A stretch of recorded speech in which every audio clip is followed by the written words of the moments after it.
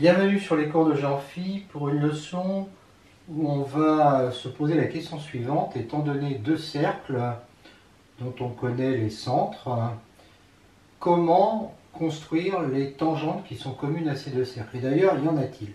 Et combien y en a-t-il? Donc on se posera d'ailleurs d'abord cette question, combien de tangentes communes à deux cercles? Et ensuite, construire ces tangentes avec une règle non graduée et un compas. Alors au pif, comme ça, quand on trace deux cercles extérieurs l'un à l'autre, on sent bien qu'il y en a 4 des tangentes. Quand ils sont séquents, on voit bien qu'il va y en avoir 2. Alors quand il y en a un qui est entièrement dans l'autre et qui ne sont pas tangents, 0. Quand il y en a un qui est dans l'autre mais qui sont tangents, 1. Et quand ils sont tangents mais extérieurs l'un à l'autre, 3. Et il ne semble pas qu'il y ait davantage de cas. Voilà, donc on va répondre à ces questions. On pourrait ne pas se donner les centres des cercles, alors là ça complique parce que on a besoin de ces centres quand même, et donc il faudrait retrouver, à l'aide du théorème de Napoléon, de Mascheroni, il faudrait retrouver les centres des cercles à la règle non graduée et au compas, en traçant une dizaine de cercles pour chacun, ça complique les choses. Bon, ceci dit, j'ai fait un chapitre consacré à la méthode pour retrouver, et on fait la démonstration, pour retrouver le centre d'un cercle à la règle non graduée et au compas. Voilà, donc on va répondre à ces deux questions.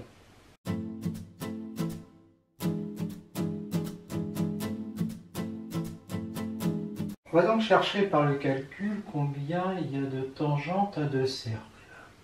Alors on se donne deux cercles, C1, C2, le rayon petit r, grand R, centre O et oméga.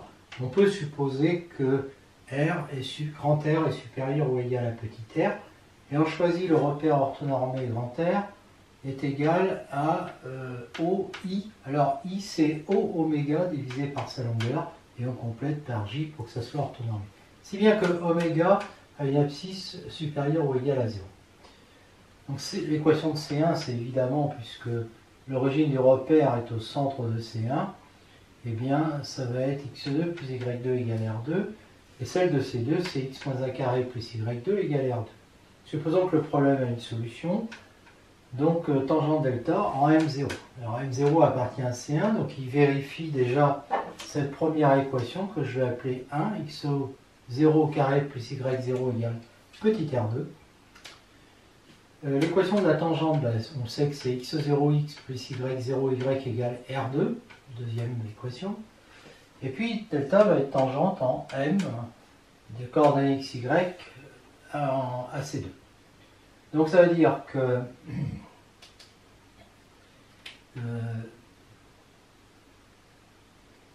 le point M doit être sur la droite, donc il vérifie cette équation. Alors je l'ai appelé 3, mais c'est pareil que 2.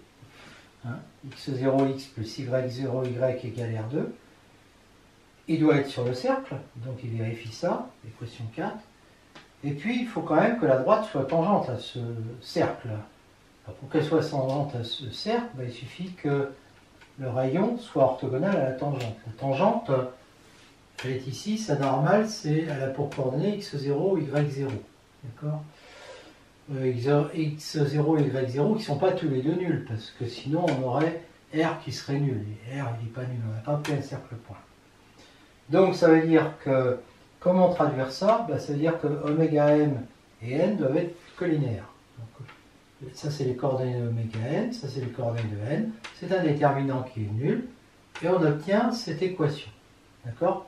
Alors cette équation, que je vais appeler évidemment 5. Voilà, équation 5. Donc maintenant, je vais prendre les deux équations du premier degré, c'est-à-dire l'équation 1, celle de la tangente, 3, l'équation 3 en fait, et l'équation 5. Donc je prends 5 et 3. Voilà. Donc ça et ça. Et le déterminant de ce système, alors c'est un système on cherche x, y. Donc c'est moins x au carré moins y0, c'est-à-dire moins R2 qui est négatif, donc le système a une solution. Bon, je vous laisse chercher la solution à l'aide des déterminants par exemple. On trouve ça, puis ça nous donne ça. Et là, ça nous fait ça. Donc j'ai appelé ça 6 et 7. Alors maintenant, je reporte ici pour revoir, pour que le point soit bien sur le cercle. Il faut qu'il y ait ça sur le cercle. Non, pour que le point M soit bien sur le cercle C2. Il faut qu'il vérifie ça. Donc là, je développe, donc là, carré, au carré, au carré, puis tous les doubles produits, d'accord? Et puis là, l'identité remarquable, donc il y a des termes qui se suppriment. On utilise le fait que x0 plus y0, non, x0 carré plus y0 carré égale à R2, et aussi que y0 puissance 4 plus x0 carré, y0 carré, ça fait pareil que y0 carré facteur de y0 carré plus x0 carré, c'est-à-dire R2. Et grâce à tout ça, on obtient cette équation. Et puis là, on peut la simplifier et on obtient en fait cette équation-là. Voilà. Et ça, R2 moins Y0 carré, ça fait X0 carré. Et donc ça nous fait A2 sur R2 X0 carré, moins 2A X0, plus petit R2 moins R2 égale 0. Alors l'inconnu, c'est X0. Donc elle va déterminer ensuite Y0, grâce à l'équation 1, puis X et Y grâce à 6 et 7. Voilà. Donc on suppose que A est différent de 0. Dans ce cas-là, c'est une équation du second degré. Delta est égal à 4A2 moins 4A2 sur R2, R2 moins R2. Et ça nous fait, après simplification, 4A2 R2 sur petit R2. Donc il y a deux solutions qui sont moins B plus ou moins racine de delta sur 2A. Et on va trouver, après simplification, petit R2 sur A plus ou moins petit R grand R sur A. On peut écrire R sur A facteur de petit r moins grand R et R sur A facteur de petit r plus grand R. Suite des calculs après. On est dans le cas où A est supérieur à 0. On a ces formules-là. Si x0 est égal à R sur A facteur de petit r moins grand R, y0 carré est égal à ça, qui fait ça. Et si x0 est égal à petit r sur A facteur de petit r plus grand R, y0 carré est égal à ça, qui nous fait ça. Premier cas, grand R moins petit r sur A est supérieur à 1. Dans ce cas-là, celui-là qui est plus grand va être aussi supérieur à 1. Donc ici, on se retrouve avec des crochets qui sont négatifs, alors que y0 carré est positif. Ici, pareil. Donc, il n'y a pas de tangente, il n'y a pas de solution, le problème est impossible. Donc ça, c'est le cas où grand R moins petit r est supérieur à A, c'est-à-dire que grand R est supérieur à A plus petit r. Là, j'ai grand R qui doit être plus grand que A plus petit r. C'est donc le cas où il y a un cercle qui est à l'intérieur d'un autre. Et là, on comprend bien, on l'avait vu sur un dessin, qu'il n'y a pas de tangente entre eux. Les positions respectives de deux cercles, entre elles, sont étudiées dans le chapitre que j'ai consacré au cercle. Et donc on va là utiliser à chaque fois des résultats qu'on a vus dans ce chapitre-là. Deuxième cas, grand R moins petit r sur A est égal à 1. Donc A est égal à R moins grand R. Alors évidemment, dans ce cas-là, grand R plus petit r sur A est supérieur à 1. Donc l'équation 2 n'aura toujours pas de solution. Mais par contre, l'équation 1 aura une solution. Puisque ça c'est nul, ça fait y0 égale 0. Et x0 qui est égal à ça, et du coup qui fera moins petit r. Alors dans ce cas-là, la tangente en M0 va avoir x0x, x0 c'est moins r, donc moins rx, plus y, y0, mais y0 c'est nul, égale r2. Donc ça fait x égale moins r. Je suis dans ce cas-là. C'est-à-dire x égale moins r. Alors c'est pas moins a ici, c'est moins r. D'accord. Et puis j'ai donc une tangente verticale, x égale moins r. Et là surtout, j'ai les deux cercles, ça vient de ça, j'ai les deux cercles qui sont tangents parce que A est égal à grand R, A c'est ça, il est égal à grand R moins petit r. Les deux cercles sont tangents et il n'y a qu'une tangente commune. Voilà. Troisième cas. On a comme ça. Donc dans ce cas-là, quand x0 est égal à R sur A facteur de R moins R, on trouve que le crochet est positif. Donc il y a deux valeurs opposées pour y0, je vais appeler ça Q.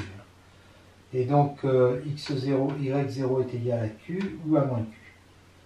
Donc, alors par contre, le cas x0 égale r sur a, vecteur de r plus r, ben, comme celui-là il est toujours supérieur à 1, ici j'ai toujours un nombre négatif, il n'y a pas de solution là. D'accord?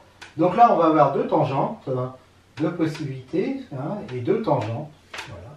Alors ces deux tangentes elles sont symétriques par rapport aux x parce que on voit que si un point n de coordonnées x, y est sur cette tangente là, ben, l'autre point de coordonnées x moins y est sur la deuxième tangente.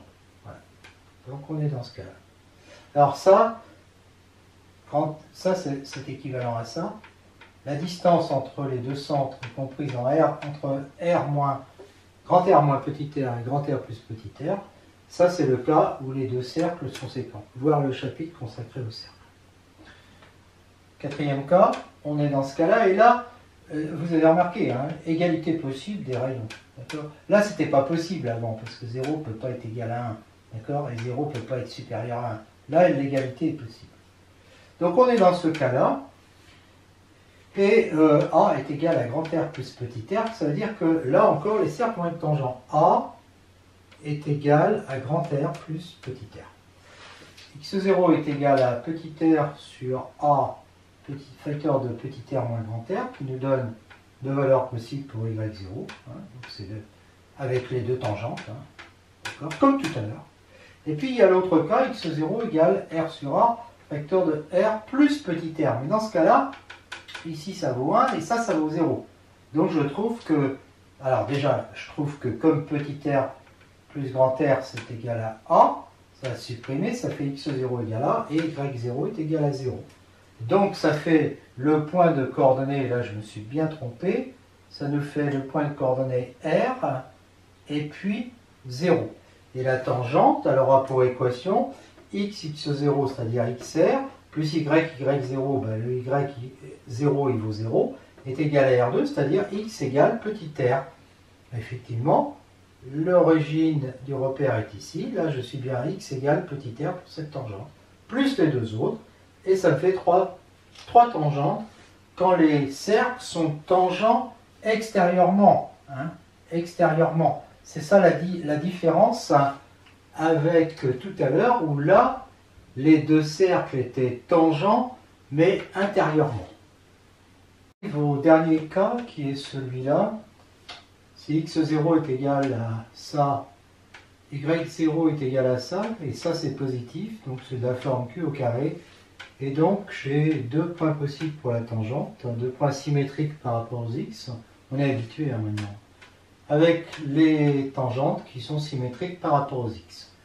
Et si x0 est égal à ça, alors là, ça c'est positif pour le coup. Et donc, il va y avoir, je vais l'appeler q' au carré, il n'est évidemment pas égal à celui-là. Et donc là, je vais en avoir deux autres tangentes. En M1, M'1. Bon, alors là aussi, je vais avoir des tangentes, une tangente d'équation x0 x plus q1, alors q' ici, y est égal à r2, et puis je vais en avoir une autre, delta 1', d'équation x0, alors c'est x0 là, hein, c'est pas sur celui-là, hein, x moins q' y est égal à r2, et là aussi symétrique par rapport à l'axe des x. Alors ce cas-là, parce que quand on a ça, ça veut dire qu'on a ça, c'est que la distance entre les centres est supérieure à grand R plus petit r. Hein. Donc ici j'ai petit r, là j'ai grand R, hein. Et là A, qui va de là à là, est supérieur, hein, je le vois bien. Donc il y a un cercle qui est extérieur à l'autre, hein, comme je l'ai dit. Ça a été étudié dans le chapitre sur les cercles. On a donc 4 tangentes dans ce cas-là. Alors il y a un seul cas qu'on n'a pas vu, c'est le cas A égale 0. Alors, qui veut dire que le centre, les cercles ont le même centre, ils sont concentriques. Confondus, s'ils ont le même rayon, bah, aucun intérêt, bien sûr, hein, il y a une infinité de tangentes communes. Hein, ou strictement concentriques. Alors, si une droite, dans ce cas-là, si une droite delta est tangente à C1, C1 c'était celui qui avait... alors non, c'était pas celui-là d'ailleurs, c'était l'autre, hein, C2, enfin, celui qui avait le plus grand rayon. Alors la distance entre O et puis delta est égale à R. Donc elle est supérieure à R, c'est-à-dire au rayon du plus petit. Donc en fait, cette droite ne peut pas intercepter le cercle qui a le plus petit rayon. Donc il ne peut pas y avoir de tangente commune et le problème n'a pas de solution. Conclusion générale, c'est-à-dire de tous les cas que j'ai vus, y compris celui-là, sauf si les cercles étaient confondus. Donc j'enlève les cercles confondus. Il peut y avoir soit aucune, soit une, soit deux, soit trois, ou soit quatre droites qui soient tangentes à C1 et C2. Et maintenant, on va voir comment construire les tangents en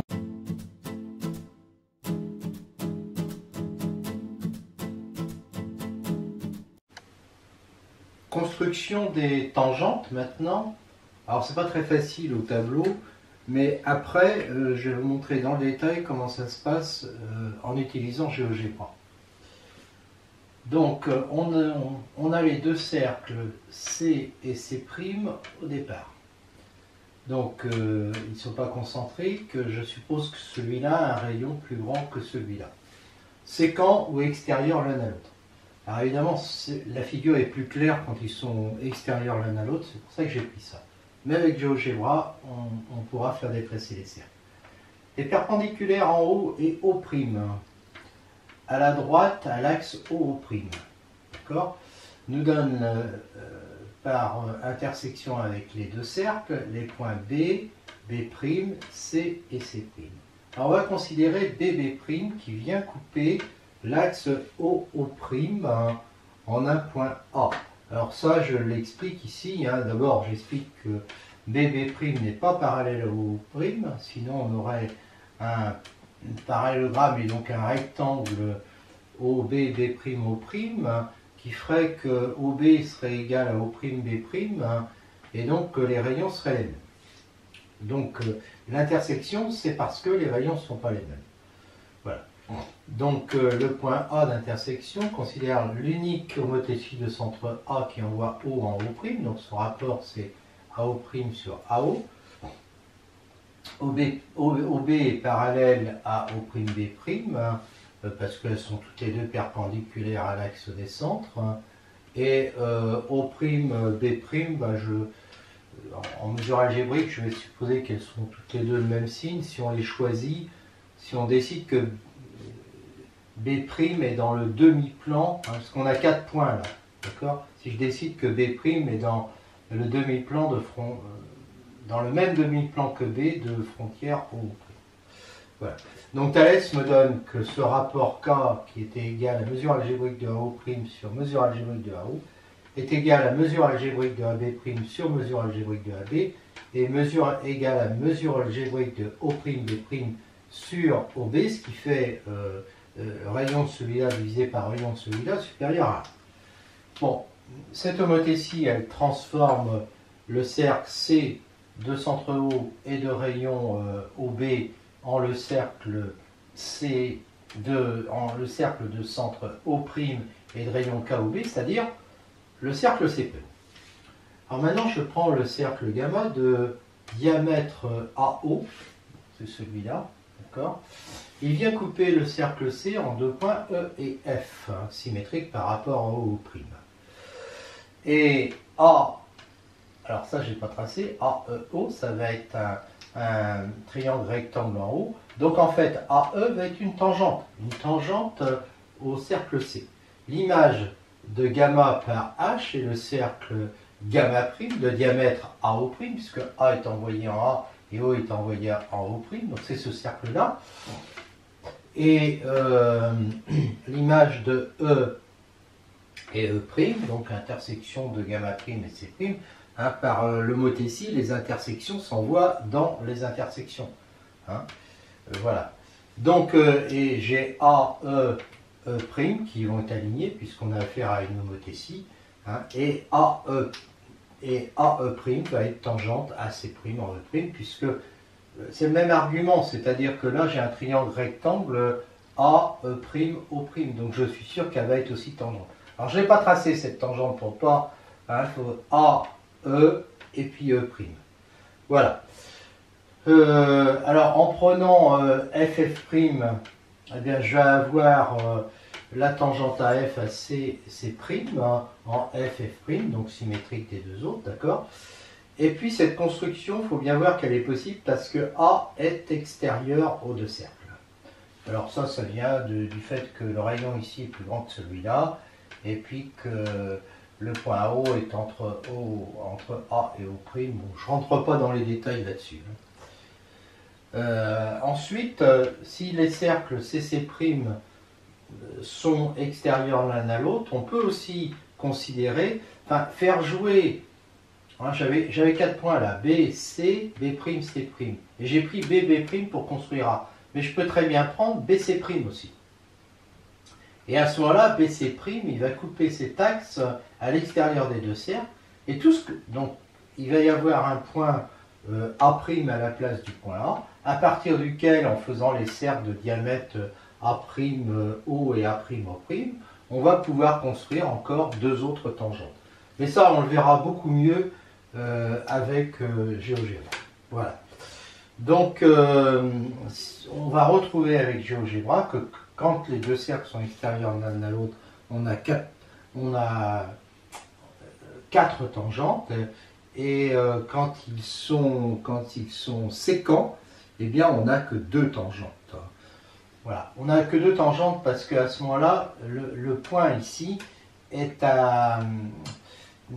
pas à l'extérieur des deux cercles, c'est-à-dire qu'il est à l'intérieur d'un des cercles, et donc là on ne peut plus construire de tangente.